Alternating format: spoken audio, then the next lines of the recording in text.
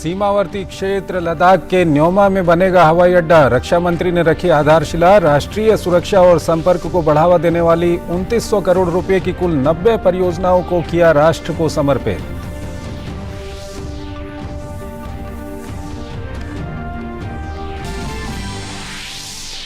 केरल के कोझिकोड में Nipah virus का हाई अलर्ट। बीते 2 सप्ताह के दौरान हुई है 2 लोगों की मौत। केंद्र की टीम वायरस रोकथाम को लेकर शुरू कर चुकी है काम। राज्य सरकार ने जिले में स्थापित किया कंट्रोल रूम।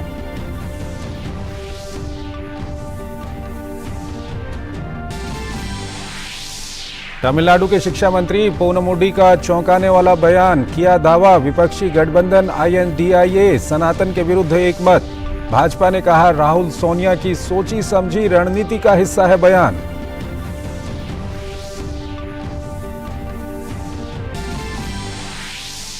देशद्रोह कानून पर संविधान पीठ करेगी सुनवाई। याचिकाओं में धारा 124A की संवैधानिक वैधता को दी गई थी चुनौती।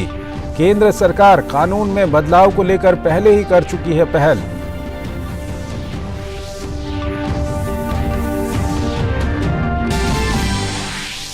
वाणिज्य मंत्री पीयूष गोयल ने कहा अमेरिकी सेब और अखरोट पर क्रमशः 50% और 100% का मोस्ट फेवर्ड नेशन शुल्क रहेगा लागू। सरकार ने इन उत्पादों से केवल 20% अतिरिक्त शुल्क हटाया। अतिरिक्त शुल्क में कमी से घरेलू सेब और बादाम उत्पादकों पर नहीं पड़ेगा कोई नकारात्मक प्रभाव। किसानों के अधिकारों पर नई दिल्ली पूसा में पहली वैश्विक संगोष्ठी। राष्ट्रपति ने किया उद्घाटन। कहा कृषि व जैव विविधता संरक्षण में प्रौद्योगिकी और विज्ञान निभा सकता है प्रभावी भूमिका।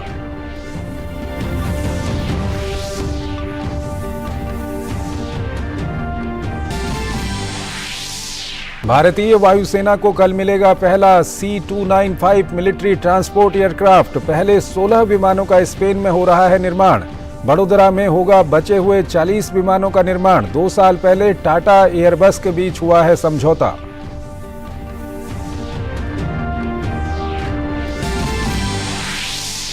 लीबिया के डेरना शहर में तूफान और बाढ़ से मरने वालों की संख्या बढ़कर हुई 3000 के पार। सोमवार को आए तूफान में टूट गए थे समुद्र किनारे बंधे बांध। शहर का 1/4 हिस्सा हुआ तबाह।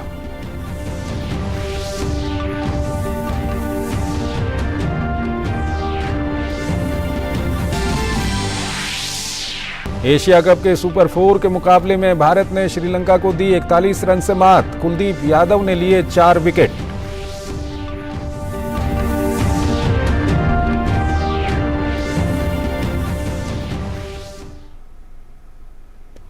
नमस्कार, डीडी न्यूज में आपका स्वागत है। मैं हूं चंद्रशेखर जोशी और आइए अब खबरों को विस्तार से देखते हैं। बॉर्डर एरियाज को विकसित करने के लिए न सिर्फ केंद्र सरकार प्रतिबद्ध है बल्कि इन इलाकों में बुनियादी ढांचे को मजबूत करने के लिए योजनाबद्ध तरीके से काम कर रही है। विशेष बात है कि ये कार्य बहुत तेजी से हो रहा है। इसकी एक बानगी उस समय देखने को मिली जब रक्षा मंत्री राजनाथ सिंह ने बॉर्डर रोड ऑर्गेनाइजेशन की 90 बुनियादी ढांचा परियोजनाओं का वर्चुअल माध्यम से उद्घाटन और शिलान्यास किया। इनमें तमाम योजनाएं रणनीतिक और सामरिक रूप से बेहद महत्वपूर्ण हैं। देश के सीमावर्ती क्षेत्रों में इंफ्रास्ट्रक्चर के विकास और कनेक्टिविटी के लिहाज से आज का दिन बेहद महत्वपूर्ण रहा जब रक्षा मंत्री राजनाथ सिंह ने सीमा सड़क संगठन द्वारा विकसित 90 बुनियादी ढांचा परियोजनाओं का वर्चुअल माध्यम से उद्घाटन और शिलान्यास किया। 2900 करोड़ रुपए से अधिक की लागत वाली ये परियोजनाएं 11 राज्यों में फैली हैं। इनमें अरुणाचल प्रदेश में नेचुफू सुरंग भी शामिल है। पश्चिम बंगाल में 2 हवाई अड्डों का पुनर्निर्माण व 2 हेलीपैड, 22 सड़कें और 63 पुल शामिल हैं। इन 90 परियोजनाओं में से सबसे ज्यादा 36 अरुणाचल प्रदेश में हैं, जबकि 26 लद्दाख में, जम्मू कश्मीर में 11, मिजोरम में 5, हिमाचल प्रदेश में 3, सिक्किम, उत्तराखंड और पश्चिम बंगाल में 2-2 और नागालैंड, राजस्थान और अंडमान व निकोबार द्वीप समूह में 1-1 परियोजना है। इन सारी परियोजनाओं से जो हमारे सीमावर्ती क्षेत्रों में रहने वाले लोग हैं उनको तो मदद मिलेगी ही, उनके जीवन स्तर में सुधार होगा ही, साथ ही सैनिकों की आवाजाही और सैनिक साजो सामान लाने ले जाने में जो पहले समस्याएं आती थी वो समस्याएं अब धीरे धीरे खत्म होंगी। बॉर्डर रोड ऑर्गेनाइजेशन ने अत्याधुनिक प्रौद्योगिकी का उपयोग करते हुए रणनीतिक रूप से महत्वपूर्ण इन परियोजनाओं का निर्माण रिकॉर्ड समय में पूरा किया है। हमने बॉर्डर रोड ऑर्गेनाइजेशन के साथ मिलकर यह भी सुनिश्चित किया है कि देश की सुरक्षा और सीमावर्ती क्षेत्रों में विकास को लेकर हम पूरी तरह से प्रतिबद्ध हैं। अब देश के लोग बॉर्डर एरिया में इंफ्रास्ट्रक्चर डेवलपमेंट को कोई बड़ी उपलब्धि नहीं बल्कि उसे नॉर्मल मानने लगे हैं और किसी एम्बिशियस प्रोजेक्ट, महत्वाकांक्षी परियोजना को शुरू करना और उन्हें समय पर पूरा करना न्यू इंडिया का यह एक न्यू नॉर्मल बन चुका है। सीमा क्षेत्रों में कनेक्टिविटी के लिहाज से कुछ परियोजनाएं तो बेहद अहम हैं। रक्षा मंत्री ने सांबा क्षेत्र में विश्नाह कोलपुर फूलपुर मार्ग पर करीब 423 मीटर लंबे अत्याधुनिक देवक पुल का उद्घाटन किया। क्लास 70 आरसीसी देवक पुल रणनीतिक महत्व का है क्योंकि ये सशस्त्र बलों की परिचालन तैयारियों को बढ़ाएगा और क्षेत्र के सामाजिक आर्थिक विकास को बढ़ावा देगा। इन परियोजनाओं में अरुणाचल प्रदेश में बालीपारा चारद्वार तवांग रोड पर 500 मीटर लंबी नेचिफू सुरंग भी शामिल है।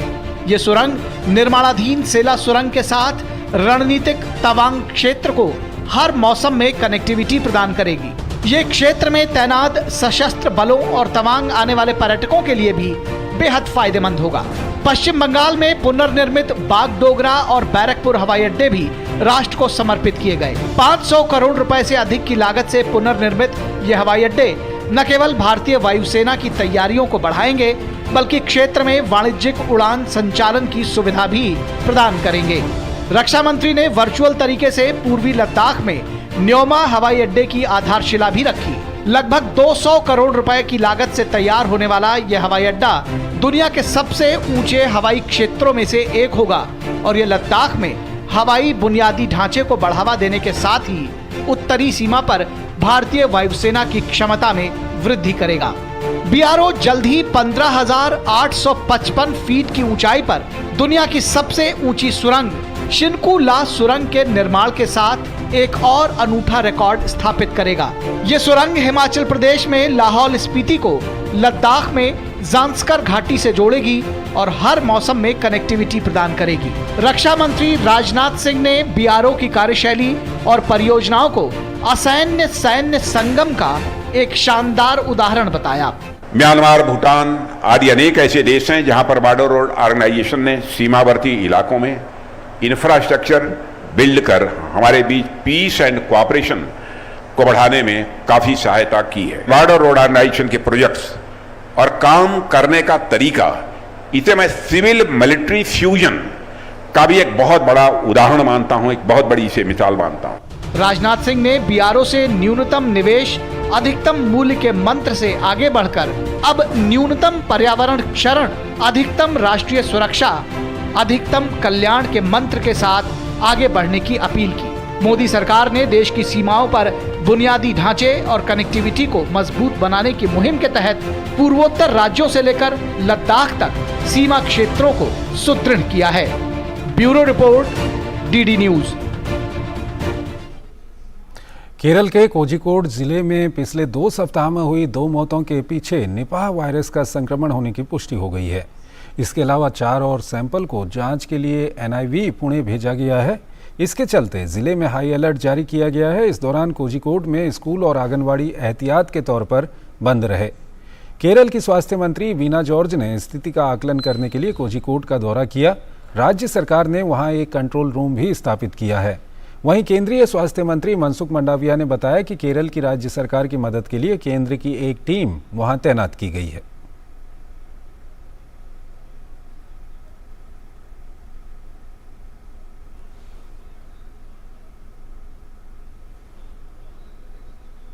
सीडिया स्पेशल उसके लिए कोई मेडिसिन अभी तक डेवलप नहीं हुई है।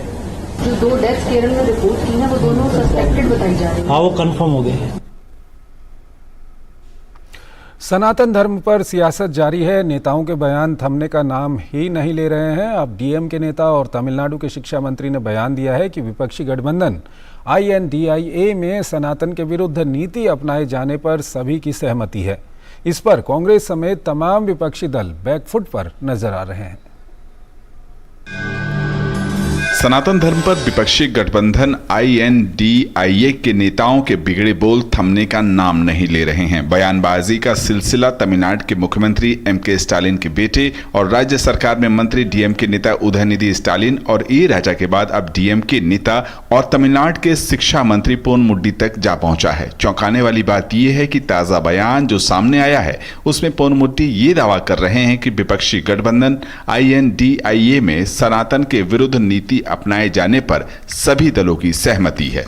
इस पूरे मामले पर भाजपा ने पलटवार किया। पार्टी नेता रविशंकर प्रसाद ने प्रेस कॉन्फ्रेंस कर कहा कि ये शर्मनाक है। साथ ही उन्होंने कहा कि कांग्रेस सहित घमंडिया में शामिल नेताओं की चुप्पी एक सोची समझी रणनीति का हिस्सा लग रही है। ये लोग एवरी रिलीजन की बात करके लिपापोती करते हैं। मैं कांग्रेस पार्टी से पूछता हूं और इस गठबंधन से पूछता हूं, क्या किसी और आस्था के देवों का आलोचना करने का इनका अधिकार है? इनकी हिम्मत है? कर पाएंगे क्या है?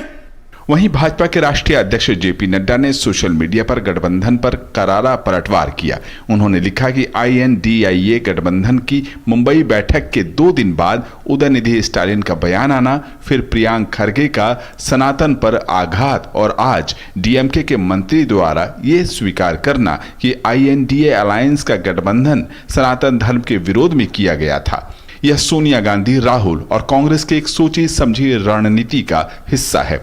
कांग्रेस और INDA अलायंस को इस बयान पर अपना मत स्पष्ट करना चाहिए।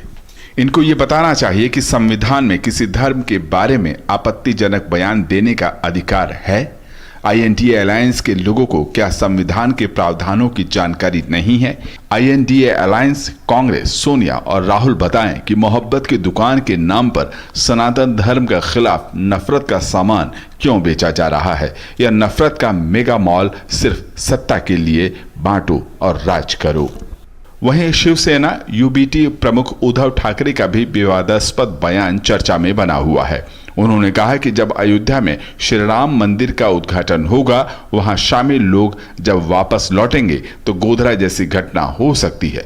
भाजपा ने इस पर तीखी प्रतिक्रिया दी और कहा कि ये लोग वोट के लिए किसी भी हद तक जा सकते हैं। उद्धव ठाकरे ने क्या कह दिया? अगर प्रभु राम के मंदिर का उद्घाटन होगा तो गोधरा जैसा नरसंहार हो जाएगा। क्या मतलब है इसका? इतनी शर्मिंदगी भरी बात स्वर्गीय बाला साहब ठाकरे के पुत्र कर रहे हैं, जिन्होंने राम मंदिर आंदोलन में देश में एक नई ऊंचाई और साहस का परिचय दिखाया। उनके पुत्र कहना है किसी भी धर्म, पंथ या समुदाय की मान्यताओं, उनकी परंपराओं के अपमान करने, उनके खिलाफ किसी भी तरह का विवाद पैदा करने की अनुमति देश का संविधान नहीं देता। लेकिन यह दुर्भाग्यपूर्ण है कि विपक्षी दल और सत्ता में बैठे उनके साथी जब अपनी टिप्पणियों के जरिए सनातन धर्म पर चोट करने की कोशिश कर रहे हैं।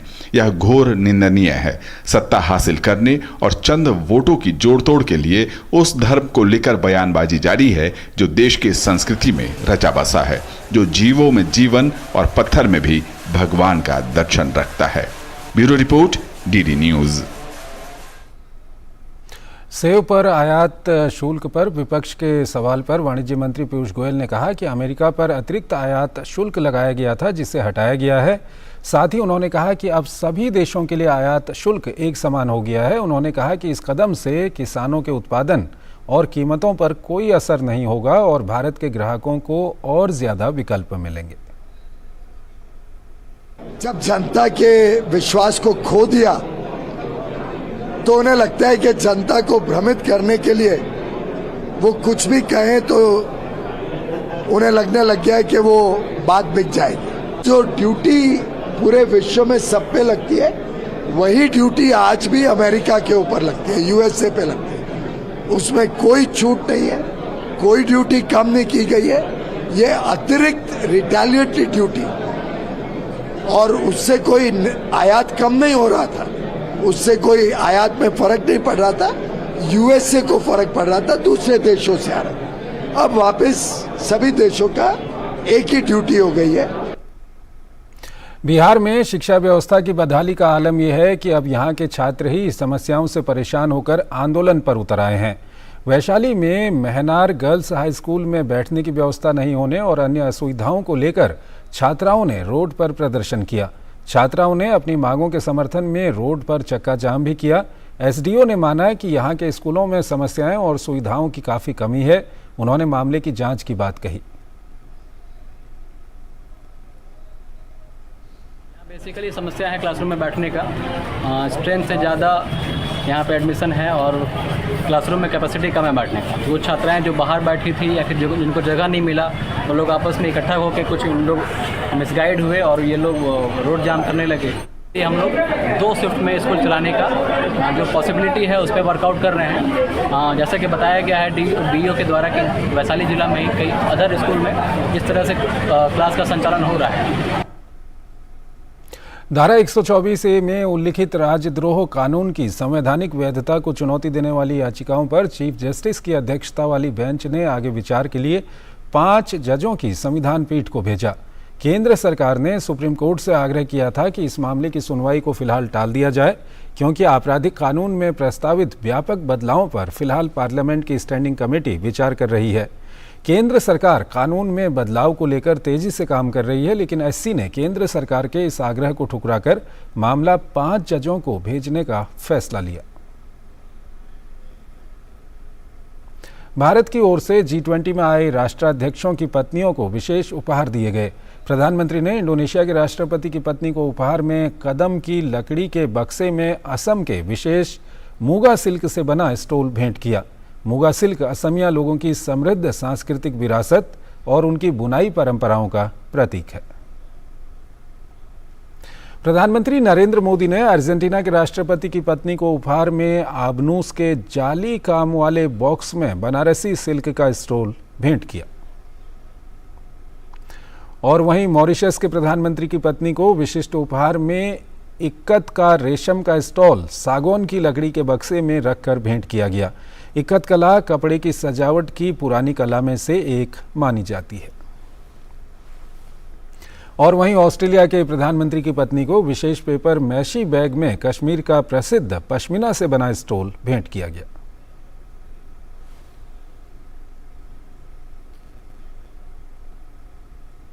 सोशल मीडिया प्लेटफॉर्म एक्स पर एक ट्वीट किया गया है। ट्वीट में यह दावा किया गया है कि सरकार ने बजट में आवंटित धन राशि की तुलना में G20 शिखर सम्मेलन पर 300% से ज़्यादा खर्च कर दिया है। PIB फैक्ट चेक की टीम इस बात का पूरी तरह से खंडन करती है और इस ट्वीट की जांच करते हुए इसे पूरी तरह से गलत साबित करती है। ट्वीट में किया गया ये दावा भ्रामक है। ट्वीट में लिखा गया खर्च मुख्य रूप से ITPO द्वारा स्थायी संपत्ति निर्माण और अन्य बुनियादी ढांचे के विकास के लिए की गई है, जो कि सिर्फ G20 शिखर सम्मेलन की मेजबानी तक ही सीमित नहीं है। राष्ट्रपति द्रौपदी मुर्मू ने मंगलवार को पूसा परिसर में किसानों के अधिकारों पर पहली वैश्विक संगोष्ठी का उद्घाटन किया। किसान अधिकारों पर वैश्विक संगोष्ठी को संबोधित करते हुए राष्ट्रपति द्रौपदी मुर्मू ने कहा कि किसान हमारे अन्नदाता हैं। अन्नदाता के अधिकारों की रक्षा करना और उनके भविष्य की चिंता करना हमारा काम है। राष्ट्रपति द्रौपदी मुर्मू ने नई दिल्ली के पूसा में किसानों के अधिकारों पर पहली वैश्विक संगोष्ठी का उद्घाटन किया। उन्होंने पौध प्राधिकार केंद्र का भी अनावरण किया।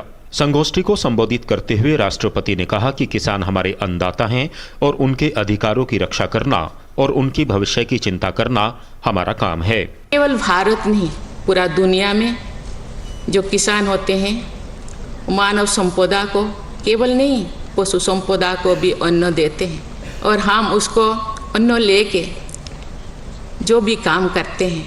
आज अन्न है इसीलिए ये तन है, ये तन है इसीलिए बहुत सारे काम करने के लिए हम मन बनाते हैं, चाहे और साइंस हो, चाहे और टेक्नोलॉजी हो, चाहे और फार्मास हो, कोई भी हो। इसीलिए अन्नदाता नमन होते हैं, नमस्य होते हैं।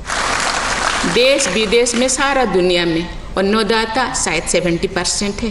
उनके अधिकारों को रक्षा करना, सुरक्षा करना और उनके भविष्य को के लिए चिंता करना हम सबका काम है। इस अवसर पर केंद्रीय कृषि मंत्री नरेंद्र सिंह तोमर और केंद्रीय कृषि राज्य मंत्री कैलाश चौधरी भी मौजूद रहे।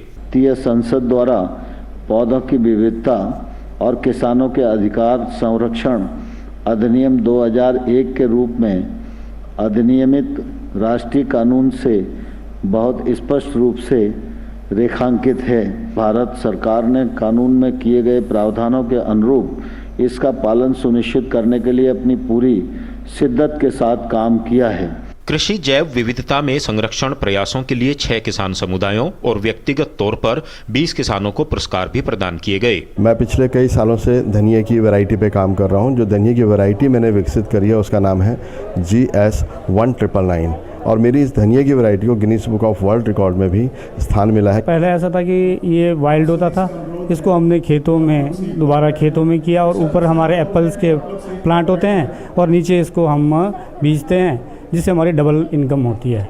12 से 15 सितंबर तक 4 दिवसीय संगोष्ठी भोजन और कृषि के लिए पौधों के आनुवांशिक संसाधनों पर वर्ष 2001 में अंतर्राष्ट्रीय संधि को अपनाने के बाद पहली बार आयोजित की गई है। संगोष्ठी में अनुबंध पक्षों और इच्छुक अंशधारकों द्वारा किसानों के अधिकारों को लागू करने की चुनौतियों और अवसरों को समझने की आवश्यकता पर विचार विमर्श किया जाएगा। इस संगोष्ठी में भारत और विदेश से लगभग 500 प्रतिनिधि भाग ले रहे हैं, जिसमें किसान, कृषि संगठन और वैज्ञानिक सहित अन्य लोग भी भाग ले रहे हैं। अनुज यादव, DD न्यूज, दिल्ली। केंद्र सरकार अक्टूबर के महीने में किसान समृद्धि महोत्सव मनाने जा रही है। इस दौरान किसान रथ निकाला जाएगा। ये किसान रथ 2000 से अधिक आबादी वाले गांवों में जाएगा। किसान रथ के जरिए नैनो यूरिया, नैनो DAP सहित सरकार की ओर से चलाई जा रही योजनाओं के बारे में किसानों को अवगत कराया जाएगा। केंद्रीय उर्वरक एवं रसायन मंत्री मनसुख मंडाविया ने आज देश के 1,60,000 प्रधानमंत्री किसान समृद्धि केंद्रों पर 3,000 से अधिक किसानों और केंद्र संचालकों के साथ संवाद किया।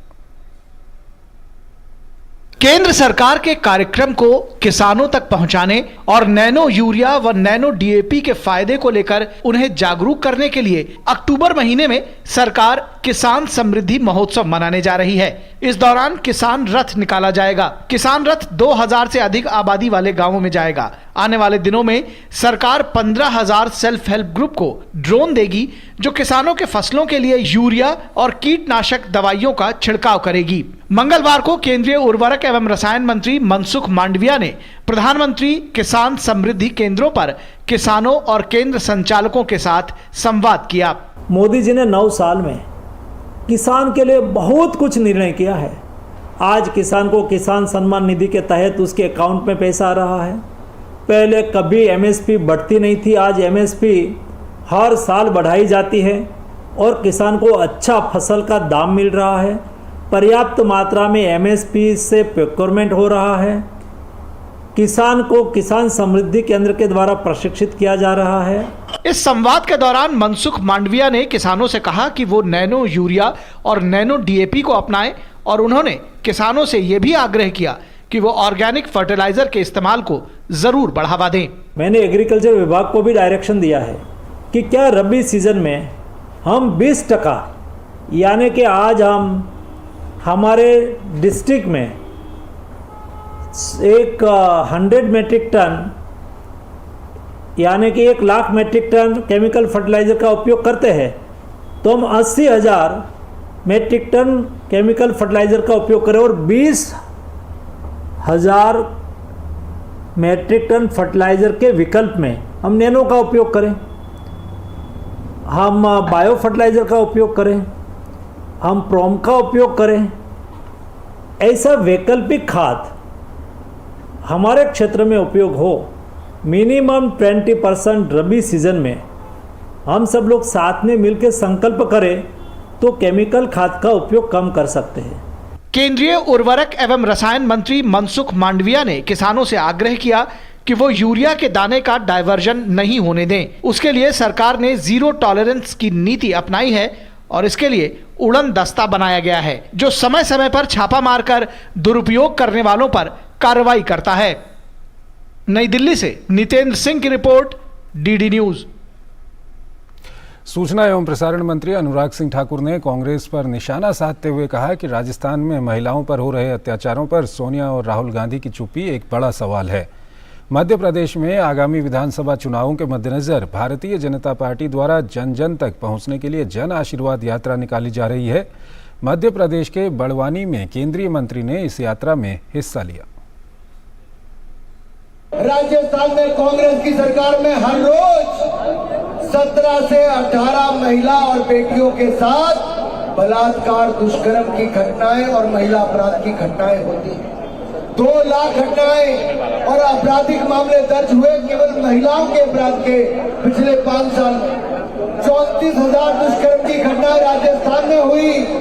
लेकिन मेरा मध्य प्रदेश ऐसा है जहां पर मुख्यमंत्री शिवराज सिंह चौहान जी लाडली बहना योजना चलाते हैं, लाडली लक्ष्मी योजना चलाते हैं। मेरी बहनों के खाते में 1250 रुपया हर महीने डालने का काम उनका भाई शिवराज सिंह चौहान करता है। श्रीलंका में भारत के उच्चायुक्त गोपाल बागले ने कहा है कि भारत श्रीलंका द्विपक्षीय संबंध पूरे हिंद महासागर क्षेत्र के लिए भारतीय दृष्टिकोण को दर्शाता है। उन्होंने कहा कि भारत की आर्थिक वृद्धि और श्रीलंका का स्थिरता के लिए प्रयास न केवल दोनों देशों को बल्कि पूरे क्षेत्र में विकास को बढ़ावा देता है। उन्होंने कहा कि भारत ऐसा हिंद महासागर क्षेत्र चाहता है जहां संघर्ष पर नहीं बल्कि सहयोग पर ध्यान केंद्रित हो।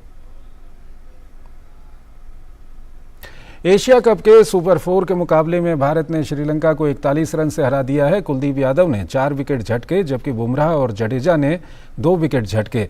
वहीं सिराज और पांड्या ने 1-1 विकेट लिया। भारत ने 49 ओवर 1 गेंदों में 213 रन का स्कोर बनाया था जबकि श्रीलंका 41 ओवर 3 गेंद में 172 रन ही बना सका। इसी के साथ भारत एशिया कप के फाइनल में पहुंच गया।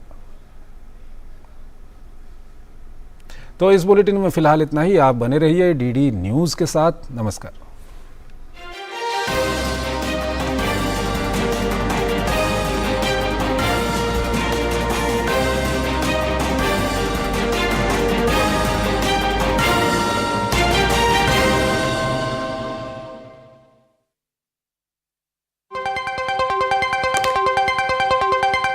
राजनीति की चाल से दुनिया के हाल तक, खेल के मैदान से किसान के खलियान तक, दिन भर की हर छोटी बड़ी खबर को समेटे खबर के हर किरदार को दिखाते हैं हम। डीडी न्यूज का प्राइम टाइम शो, सटीक और भरोसेमंद खबरें, खबर ही नहीं खबर का विश्लेषण भी, नए तेवर, नए कलेवर, नई धार और नई रफ्तार के साथ देखिए न्यूज नाइट हर रात 8 बजे सिर्फ डीडी न्यूज पर।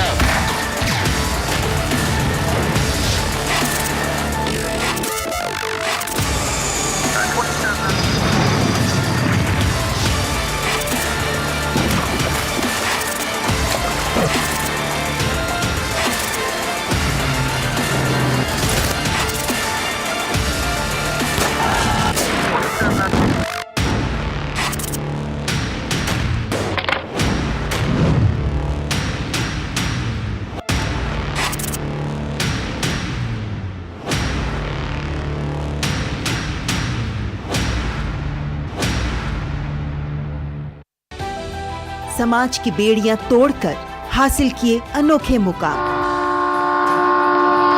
उज्जवल भविष्य के स्वप्न के साथ उन्मुक्त गगन में भरी उड़ान, बाधाओं के बंधन काटकर साबित की अपनी पहचान,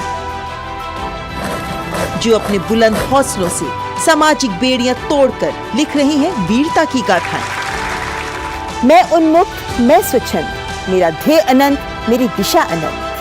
मिलिए इन प्रेरणादायक शख्सियतों से मेरे साथ कार्यक्रम तेजस्विनी में, सिर्फ डीडी न्यूज पर।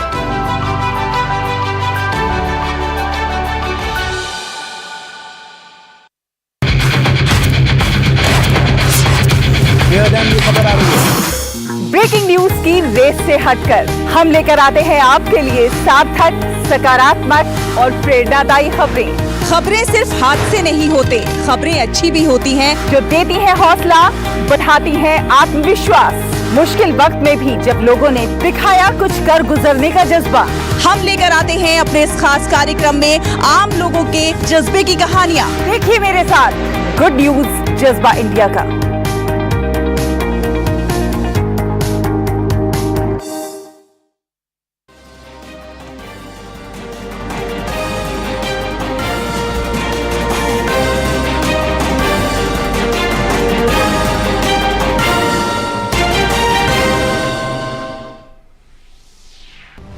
सीमावर्ती क्षेत्र लद्दाख के न्योमा में बनेगा हवाई अड्डा। रक्षा मंत्री ने रखी आधारशिला। राष्ट्रीय सुरक्षा और संपर्क को बढ़ावा देने वाली 2900 करोड़ रुपए की कुल 90 परियोजनाओं को किया राष्ट्र को समर्पित।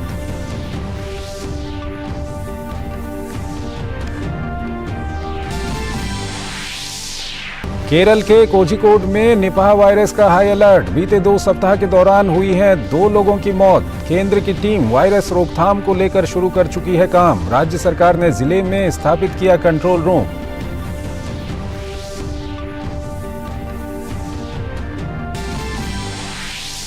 तमिलनाडु के शिक्षा मंत्री पोनमुडी का चौंकाने वाला बयान। किया दावा, विपक्षी गठबंधन INDIA सनातन के विरुद्ध एक मत। भाजपा ने कहा राहुल सोनिया की सोची समझी रणनीति का हिस्सा है बयान।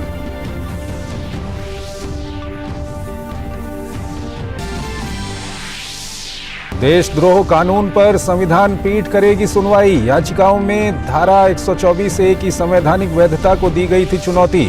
केंद्र सरकार कानून में बदलाव को लेकर पहले ही कर चुकी है पहल।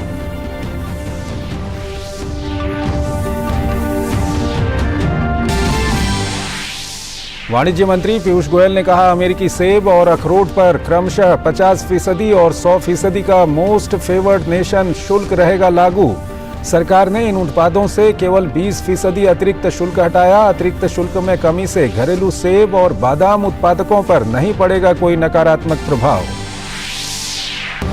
किसानों के अधिकारों पर नई दिल्ली पूसा में पहली वैश्विक संगोष्ठी। राष्ट्रपति ने किया उद्घाटन। कहा कृषि व जैव विविधता संरक्षण में प्रौद्योगिकी और विज्ञान निभा सकता है प्रभावी भूमिका।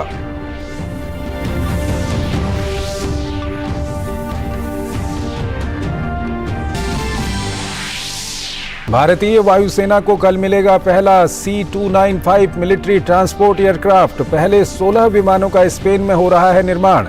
बड़ोदरा में होगा बचे हुए 40 विमानों का निर्माण। 2 साल पहले टाटा एयरबस के बीच हुआ है समझौता।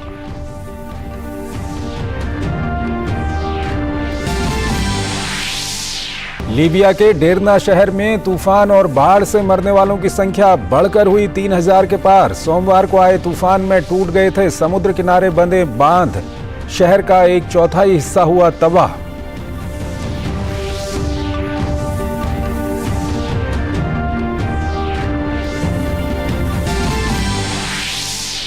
एशिया कप के सुपर 4 के मुकाबले में भारत ने श्रीलंका को दी 41 रन से मात। कुलदीप यादव ने लिए 4 विकेट।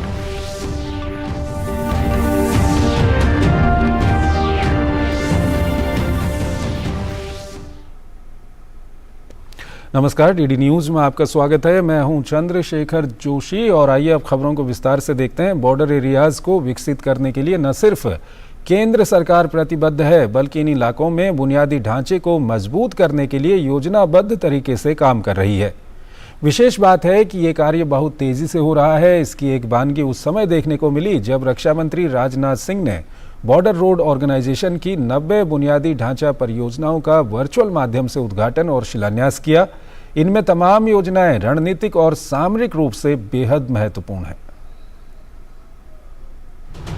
देश के सीमावर्ती क्षेत्रों में इंफ्रास्ट्रक्चर के विकास और कनेक्टिविटी के लिहाज से आज का दिन बेहद महत्वपूर्ण रहा जब रक्षा मंत्री राजनाथ सिंह ने सीमा सड़क संगठन द्वारा विकसित 90 बुनियादी ढांचा परियोजनाओं का वर्चुअल माध्यम से उद्घाटन और शिलान्यास किया। 2900 करोड़ रुपए से अधिक की लागत वाली ये परियोजनाएं 11 राज्यों में फैली हैं। इनमें अरुणाचल प्रदेश में नेचुफू सुरंग भी शामिल है। पश्चिम बंगाल में 2 हवाई अड्डों का पुनर्निर्माण व 2 हेलीपैड, 22 सड़कें और 63 पुल शामिल हैं। इन 90 परियोजनाओं में से सबसे ज्यादा 36 अरुणाचल प्रदेश में हैं। जबकि 26 लद्दाख में, जम्मू कश्मीर में 11, मिजोरम में 5, हिमाचल प्रदेश में 3, सिक्किम, उत्तराखंड और पश्चिम बंगाल में 2-2 और नागालैंड, राजस्थान और अंडमान व निकोबार द्वीप समूह में 1-1 परियोजना है। इन सारी परियोजनाओं से जो हमारे सीमावर्ती क्षेत्रों में रहने वाले लोग हैं उनको तो मदद मिलेगी ही, उनके जीवन स्तर में सुधार होगा ही, साथ ही सैनिकों की आवाजाही और सैनिक साजो सामान लाने ले जाने में जो पहले समस्याएं आती थी वो समस्याएं अब धीरे धीरे खत्म होंगी। बॉर्डर रोड ऑर्गेनाइजेशन ने अत्याधुनिक प्रौद्योगिकी का उपयोग करते हुए रणनीतिक रूप से महत्वपूर्ण इन परियोजनाओं का निर्माण रिकॉर्ड समय में पूरा किया है। हमने बॉर्डर रोड ऑर्गेनाइजेशन के साथ मिलकर यह भी सुनिश्चित किया है कि देश की सुरक्षा और सीमावर्ती क्षेत्रों में विकास को लेकर हम पूरी तरह से प्रतिबद्ध हैं। अब देश के लोग बॉर्डर एरियाज में इंफ्रास्ट्रक्चर डेवलपमेंट को कोई बड़ी उपलब्धि नहीं बल्कि उसे नॉर्मल मानने लगे हैं और किसी एम्बिशियस प्रोजेक्ट, महत्वाकांक्षी परियोजना को शुरू करना और उन्हें समय पर पूरा करना न्यू इंडिया का यह एक न्यू नॉर्मल बन चुका है। सीमा क्षेत्रों में कनेक्टिविटी के लिहाज से कुछ परियोजनाएं तो बेहद अहम हैं। रक्षा मंत्री ने सांबा क्षेत्र में विश्नाह कोलपुर फूलपुर मार्ग पर करीब 423 मीटर लंबे अत्याधुनिक देवक पुल का उद्घाटन किया। क्लास 70 आरसीसी देवक पुल रणनीतिक महत्व का है क्योंकि ये सशस्त्र बलों की परिचालन तैयारियों को बढ़ाएगा और क्षेत्र के सामाजिक आर्थिक विकास को बढ़ावा देगा। इन परियोजनाओं में अरुणाचल प्रदेश में बालीपारा चारद्वार तवांग रोड पर 500 मीटर लंबी नेचिफू सुरंग भी शामिल है। ये सुरंग निर्माणाधीन सेला सुरंग के साथ रणनीतिक तवांग क्षेत्र को हर मौसम में कनेक्टिविटी प्रदान करेगी। ये क्षेत्र में तैनात सशस्त्र बलों और तवांग आने वाले पर्यटकों के लिए भी बेहद फायदेमंद होगा। पश्चिम बंगाल में पुनर्निर्मित बागडोगरा और बैरकपुर हवाई अड्डे भी राष्ट्र को समर्पित किए गए। 500 करोड़ रुपए से अधिक की लागत से पुनर्निर्मित ये हवाई अड्डे न केवल भारतीय वायुसेना की तैयारियों को बढ़ाएंगे बल्कि क्षेत्र में वाणिज्यिक उड़ान संचालन की सुविधा भी प्रदान करेंगे। रक्षा मंत्री ने वर्चुअल तरीके से पूर्वी लद्दाख में न्योमा हवाई अड्डे की आधारशिला भी रखी। लगभग 200 करोड़ रुपए की लागत से तैयार होने वाला यह हवाई अड्डा दुनिया के सबसे ऊंचे हवाई क्षेत्रों में से एक होगा और यह लद्दाख में हवाई बुनियादी ढांचे को बढ़ावा देने के साथ ही उत्तरी सीमा पर भारतीय वायुसेना की क्षमता में वृद्धि करेगा। बीआरओ जल्द ही 15,855 फीट की ऊंचाई पर दुनिया की सबसे ऊंची सुरंग शिनकू ला सुरंग के निर्माण के साथ एक और अनूठा रिकॉर्ड स्थापित करेगा। ये सुरंग हिमाचल प्रदेश में लाहौल स्पीति को लद्दाख में जांस्कर घाटी से जोड़ेगी और हर मौसम में कनेक्टिविटी प्रदान करेगी। रक्षा मंत्री राजनाथ सिंह ने बीआरओ की कार्यशैली और परियोजनाओं को असैन्य सैन्य संगम का एक शानदार उदाहरण बताया। म्यांमार, भूटान आदि अनेक ऐसे देश हैं जहां पर बॉर्डर रोड ऑर्गेनाइजेशन ने सीमावर्ती इलाकों में इंफ्रास्ट्रक्चर बिल्ड कर हमारे बीच पीस एंड कोऑपरेशन को बढ़ाने में काफी सहायता की है। बॉर्डर रोड ऑर्गेनाइजेशन के प्रोजेक्ट्स और काम करने का तरीका, इसे मैं सिविल मिलिट्री फ्यूजन का भी एक बहुत बड़ा उदाहरण मानता हूं, एक बहुत बड़ी इसे मिसाल मानता हूं। राजनाथ सिंह ने बीआरओ से न्यूनतम निवेश अधिकतम मूल्य के मंत्र से आगे बढ़कर अब न्यूनतम पर्यावरण क्षरण, अधिकतम राष्ट्रीय सुरक्षा, अधिकतम कल्याण के मंत्र के साथ आगे बढ़ने की अपील की। मोदी सरकार ने देश की सीमाओं पर बुनियादी ढांचे और कनेक्टिविटी को मजबूत बनाने की मुहिम के तहत पूर्वोत्तर राज्यों से लेकर लद्दाख तक सीमा क्षेत्रों को सुदृढ़ किया है। Bureau report, DD news. Kerala के कोझिकोड जिले में पिछले 2 सप्ताह में हुई 2 मौतों के पीछे निपाह वायरस का संक्रमण होने की पुष्टि हो गई है। इसके अलावा 4 और सैंपल को जांच के लिए एनआईवी पुणे भेजा गया है। इसके चलते जिले में हाई अलर्ट जारी किया गया है। इस दौरान कोझिकोड में स्कूल और आंगनवाड़ी एहतियात के तौर पर बंद रहे। केरल की स्वास्थ्य मंत्री वीना जॉर्ज ने स्थिति का आकलन करने के लिए कोझिकोड का दौरा किया। राज्य सरकार ने वहां एक कंट्रोल रूम भी स्थापित किया है। वहीं केंद्रीय स्वास्थ्य मंत्री मनसुख मंडाविया ने बताया कि केरल की राज्य सरकार की मदद के लिए केंद्र की एक टीम वहां तैनात की गई है।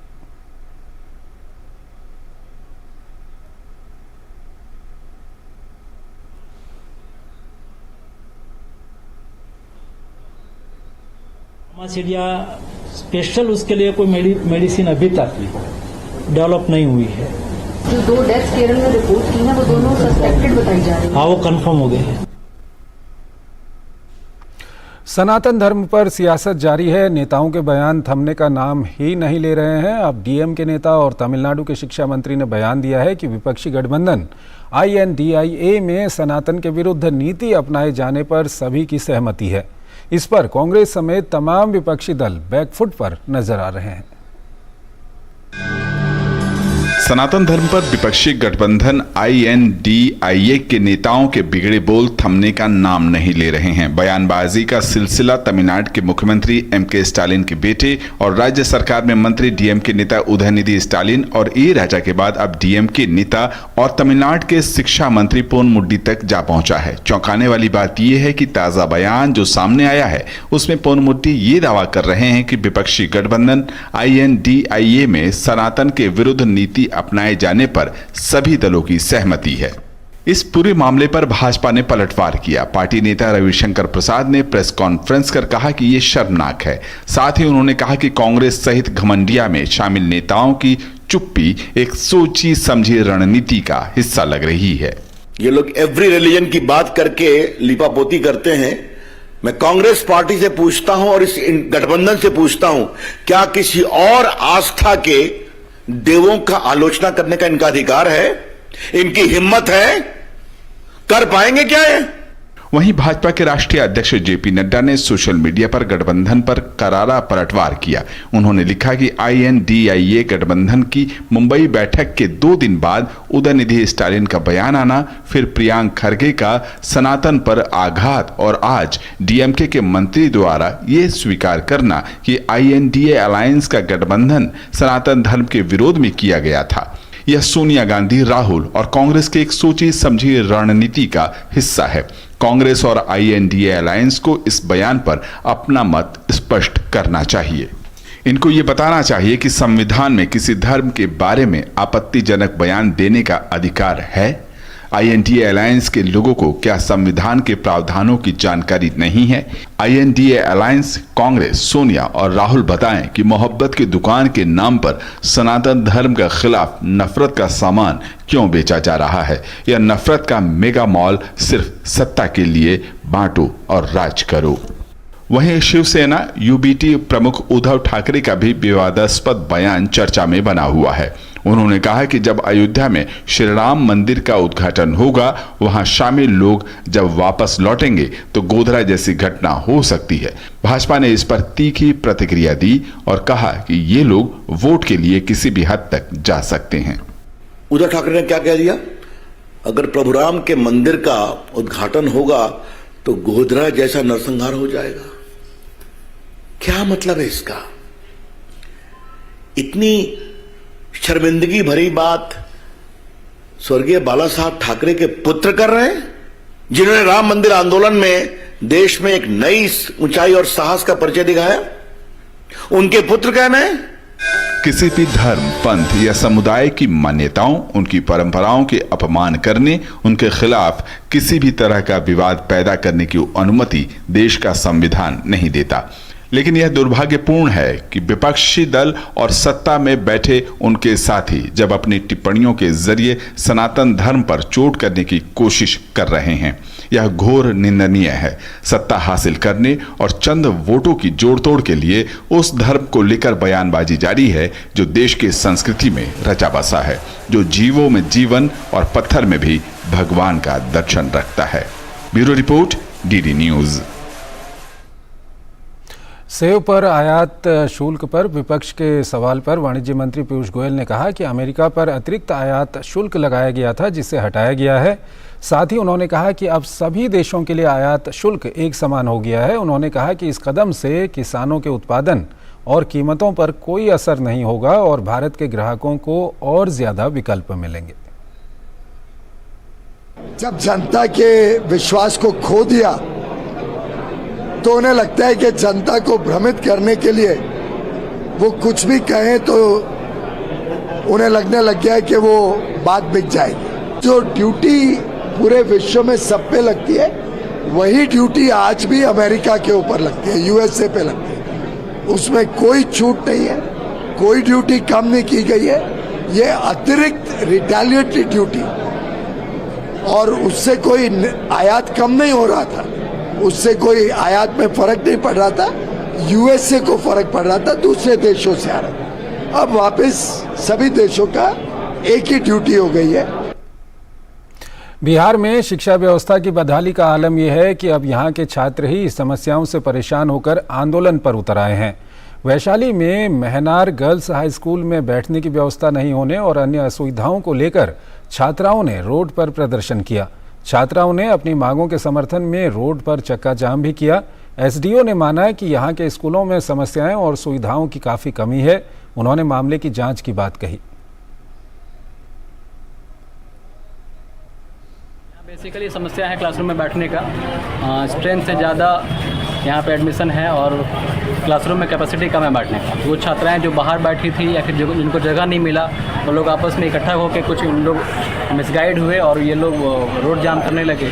हम लोग 2 शिफ्ट में स्कूल चलाने का जो पॉसिबिलिटी है उस पर वर्कआउट कर रहे हैं। जैसा कि बताया गया है डीईओ के द्वारा कि वैशाली जिला में ही कई अदर स्कूल में इस तरह से क्लास का संचालन हो रहा है। धारा 124A में उल्लिखित राजद्रोह कानून की संवैधानिक वैधता को चुनौती देने वाली याचिकाओं पर चीफ जस्टिस की अध्यक्षता वाली बेंच ने आगे विचार के लिए 5 जजों की संविधान पीठ को भेजा। केंद्र सरकार ने सुप्रीम कोर्ट से आग्रह किया था कि इस मामले की सुनवाई को फिलहाल टाल दिया जाए, क्योंकि आपराधिक कानून में प्रस्तावित व्यापक बदलावों पर फिलहाल पार्लियामेंट की स्टैंडिंग कमेटी विचार कर रही है। केंद्र सरकार कानून में बदलाव को लेकर तेजी से काम कर रही है, लेकिन एससी ने केंद्र सरकार के इस आग्रह को ठुकराकर मामला 5 जजों को भेजने का फैसला लिया। भारत की ओर से G20 में आए राष्ट्राध्यक्षों की पत्नियों को विशेष उपहार दिए गए। प्रधानमंत्री ने इंडोनेशिया के राष्ट्रपति की पत्नी को उपहार में कदम की लकड़ी के बक्से में असम के विशेष मूगा सिल्क से बना स्टोल भेंट किया। मूगा सिल्क असमिया लोगों की समृद्ध सांस्कृतिक विरासत और उनकी बुनाई परंपराओं का प्रतीक है। प्रधानमंत्री नरेंद्र मोदी ने अर्जेंटीना के राष्ट्रपति की पत्नी को उपहार में आबनूस के जाली काम वाले बॉक्स में बनारसी सिल्क का स्टोल भेंट किया। और वहीं मॉरिशस के प्रधानमंत्री की पत्नी को विशिष्ट उपहार में इक्कत का रेशम का स्टॉल सागौन की लकड़ी के बक्से में रखकर भेंट किया गया। इक्कत कला कपड़े की सजावट की पुरानी कला में से एक मानी जाती है। और वहीं ऑस्ट्रेलिया के प्रधानमंत्री की पत्नी को विशेष पेपर मैशी बैग में कश्मीर का प्रसिद्ध पश्मीना से बना स्टोल भेंट किया गया।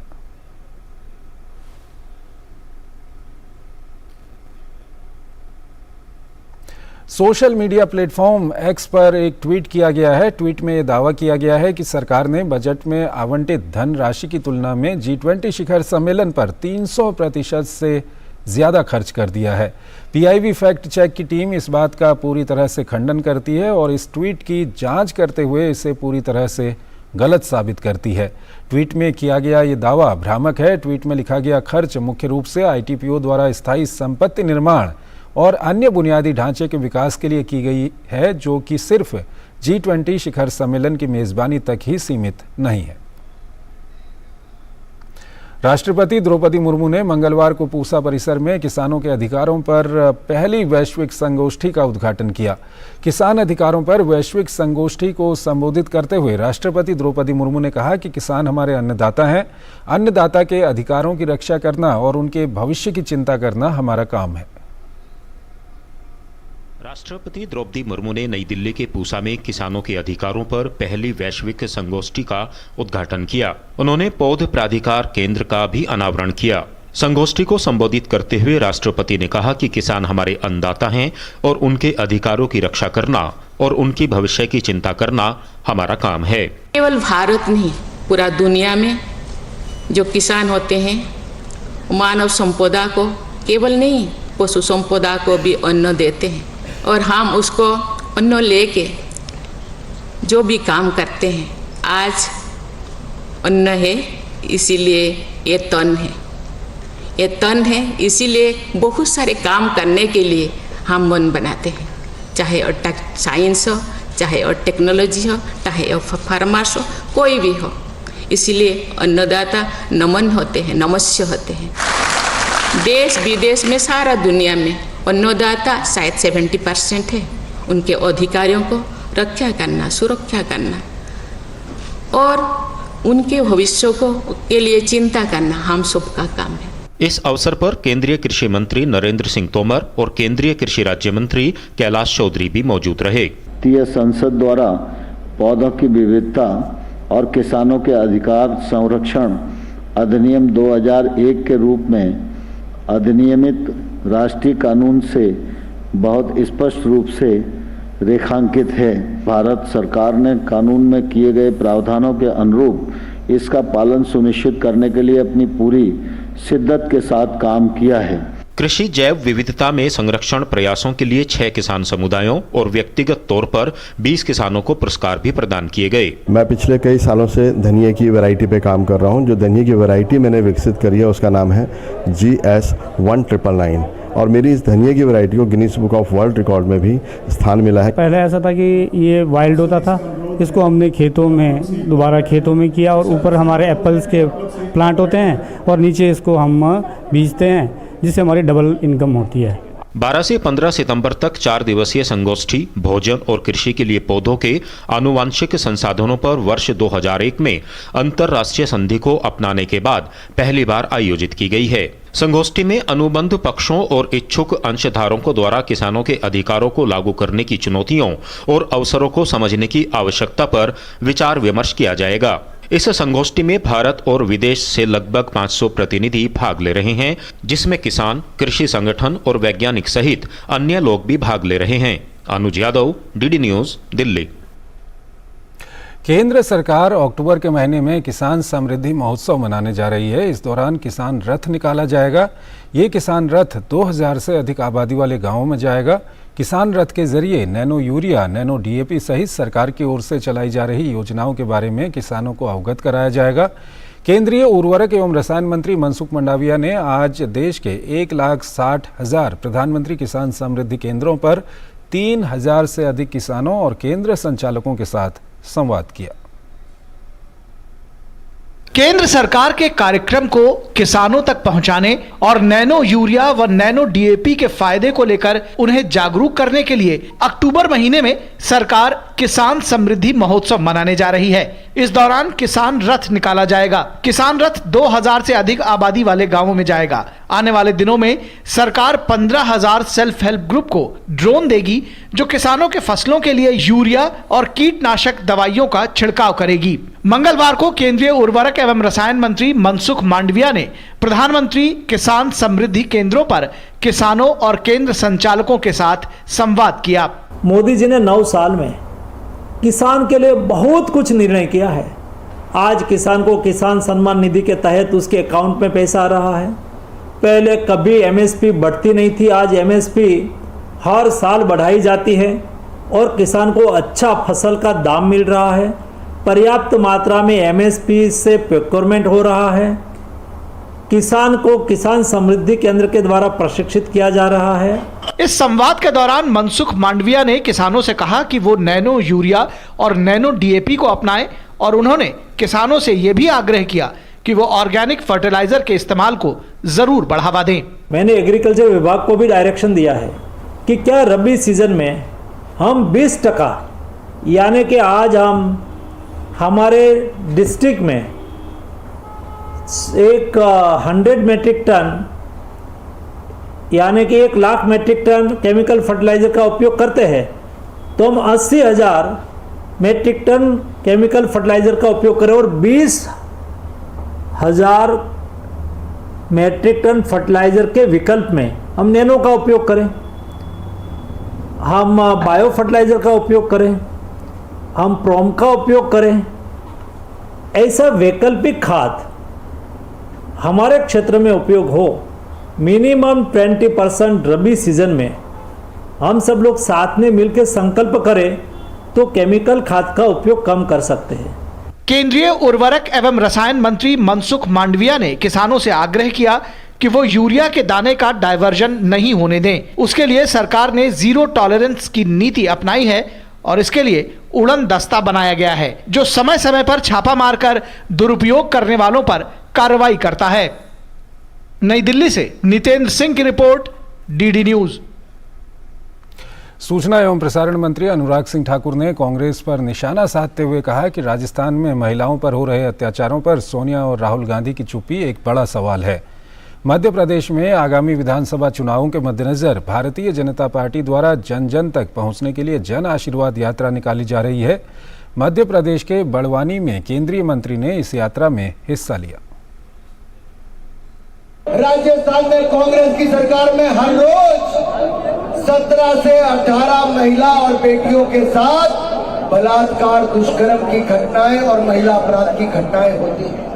2 लाख घटनाएं और आपराधिक मामले दर्ज हुए केवल महिलाओं के अपराध के पिछले 5 साल में। 34,000 दुष्कर्म की घटनाएं राजस्थान में हुई, लेकिन मेरा मध्य प्रदेश ऐसा है जहां पर मुख्यमंत्री शिवराज सिंह चौहान जी लाडली बहना योजना चलाते हैं, लाडली लक्ष्मी योजना चलाते हैं। मेरी बहनों के खाते में 1250 रुपया हर महीने डालने का काम उनका भाई शिवराज सिंह चौहान करता है।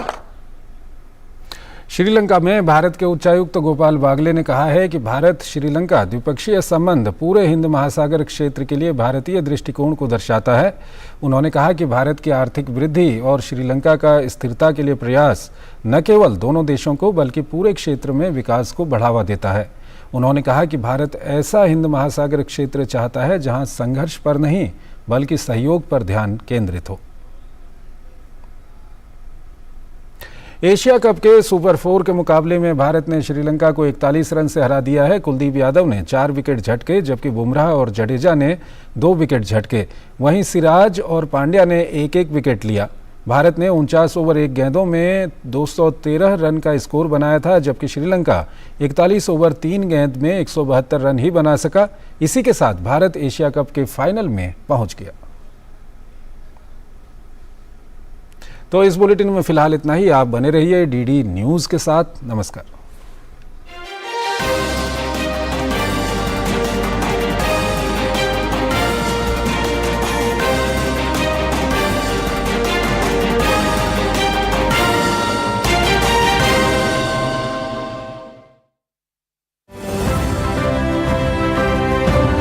वे लोग जो अपने छोटे छोटे प्रयासों से ला रहे हैं बड़े बड़े बदलाव, वे लोग